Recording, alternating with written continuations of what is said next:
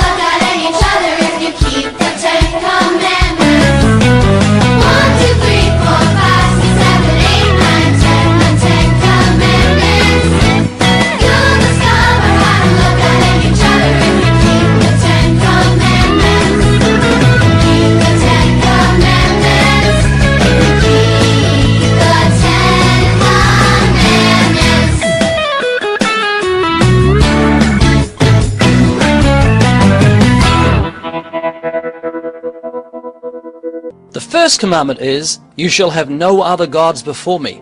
Look at the runner. He's coming in first. He's number one. The first commandment is, you shall have no other gods before me. That means God should be number one in your life. The second commandment is, you shall not make yourself any graven image. That is, don't bow down to anything but God. Look at that man. He's bowing down to an idol in the shape of a number 2. The second commandment is, you shall not make yourself any graven image. Don't bow down to anything but God. The third commandment is, you shall not take the name of the Lord your God in vain. Don't use your lips to dishonor God. Look at those big red lips.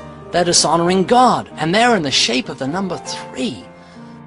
The third commandment is, you shall not take the name of the Lord your God in vain.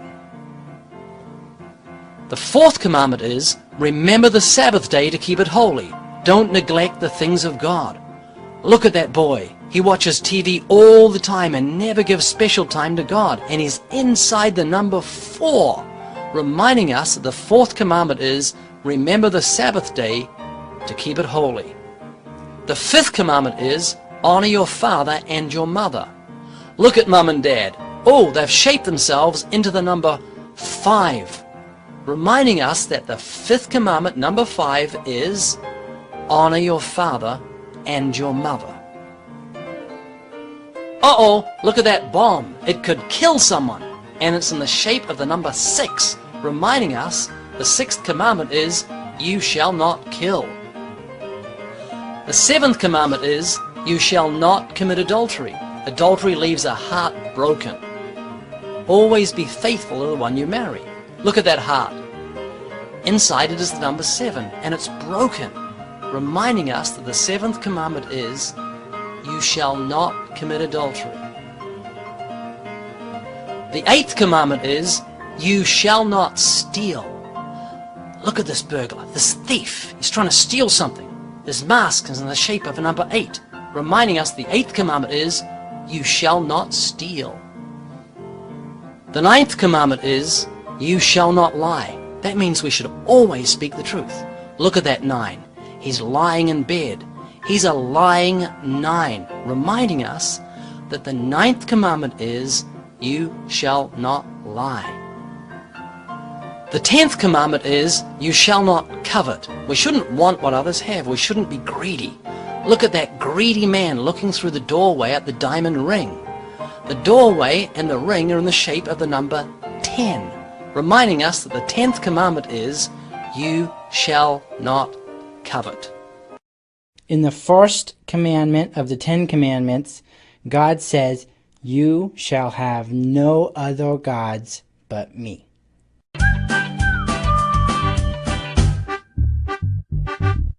Hey guys, it's me, Douglas, and yeah, today I want to talk to you guys about the 10 commandments. Specifically, I want to talk to you about the first of the 10 commandments. Yeah, I'm going to do 10 videos, one on each of the 10 commandments, and today we're going to start on the very first one, which is, you shall have no other gods before me. That's what God said. And in some translations of the Bible, it says, you shall have no other gods besides me.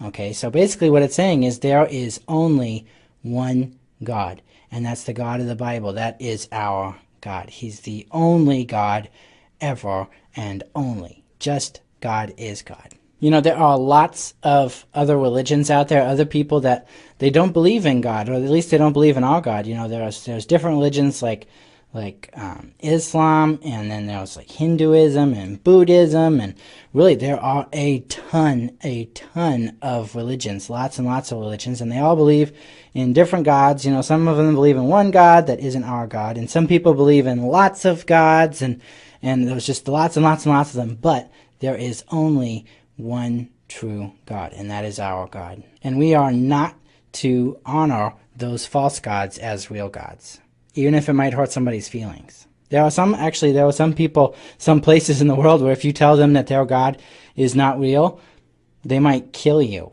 Yeah, which is crazy, but there are people who are going and telling people the good news about Jesus, about the one true God, even in places where it's very dangerous. So when God says, no other gods before me, he's saying that we are not supposed to worship these false gods, which might seem easy, but sometimes it can be kind of tricky, you know, because sometimes people say things like, well, so long as you're being a good person, that's all that matters. A lot of people say, and they want you to believe that no matter what you believe, it's okay. It's true if you believe it, but that's not the case. There is one true God, and that is our God. You know, a long time ago in the Bible times, there was a man named Elijah. And Elijah was a prophet of God. He was the last prophet of God, because you see, there was this false god that all the Israelites started following. His name was I can never remember how to pronounce it. It's either Baal or Baal. I'm going to call him Baal, but it's B-A-A-L.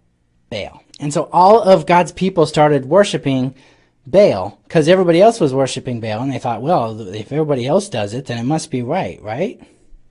No. See, here's what happened was Elijah had a contest with the prophets of Baal. So he was the only prophet of God, and there were like hundreds of prophets of Baal. Okay, and the prophets of Baal and Elijah, they said, okay, so here's the deal. Here's what we're going to do. We're going to each set up an altar, and an altar was sort of like a table mixed with like an outside fireplace sort of thing. You'd put an offering on it and you'd burn it, and that would honor God.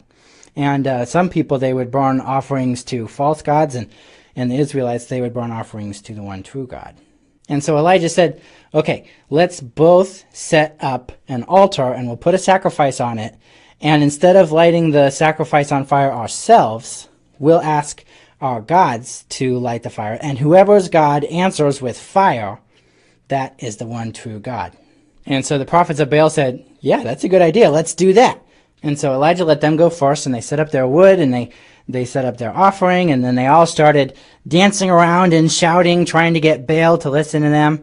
And they were screaming and they were yelling, and because they thought that Baal was way up in the sky and that he couldn't hear them. And so they were dancing and they were screaming and they were being as loud as they could to try and get Baal's attention. But they were never going to get Baal's attention because Baal is not real. Baal was just a false god that they believed in. And so they're dancing and screaming and trying to get Baal to listen, and they even were like cutting themselves, trying to get Baal to pay attention. You know, it's almost like, have you ever seen like a little kid throwing a tantrum? Yeah, that's kind of what I imagine. They were trying to get Baal's attention as hard as they could. And it was really kind of messed up stuff. But they went for hours and hours and hours. And Elijah's just sitting there like, so, no fire, huh? Maybe you should talk louder. You know, maybe Baal is like, maybe he's out shopping or something. Maybe you should leave a message. And so the prophets of Baal, they finally gave up after like a whole day of screaming and dancing and like cutting themselves and stuff. They never heard from Baal. The fire never came and lit the altar. And so then Elijah said, yeah, okay, well, this is a little bit too easy, okay? So instead of just having all the wood and the offering up on the altar, we're gonna douse it with water, lots and lots and lots of water. We're gonna pour water all up over it, and you know what? Let's even dig a trench all around the altar, and let's fill that all up with water. So much water that you could never light this thing if you tried. And so they did it, and he took a step back, maybe a few steps back, and Elijah prayed to the one true God, and he said, God, please show us that you are the one true God. And after he said that, I kid you not, okay, fire fell down from the sky and just went, and it totally obliterated the altar, and it burnt everything up, and licked up all the water. It was just this crazy strong fire, and it even burned up the other altar too. Everything was just boom, fire. And God proved to everybody there that he was the one true God. And he proved that every other god is just make-believe. And so my challenge to you guys today is that we would follow the first commandment, and we would not put any other gods before the one true God, that we would not believe in any of the make-believe gods. And you know, there are also lots of people out there that they don't believe in any gods at all. They believe there's no such thing as a God. But there is, and there is one, and he is the King of Kings and the Lord of Lords. And he sent Jesus Christ, his Son, who is also God, to save you from your sins. So let's all follow the one true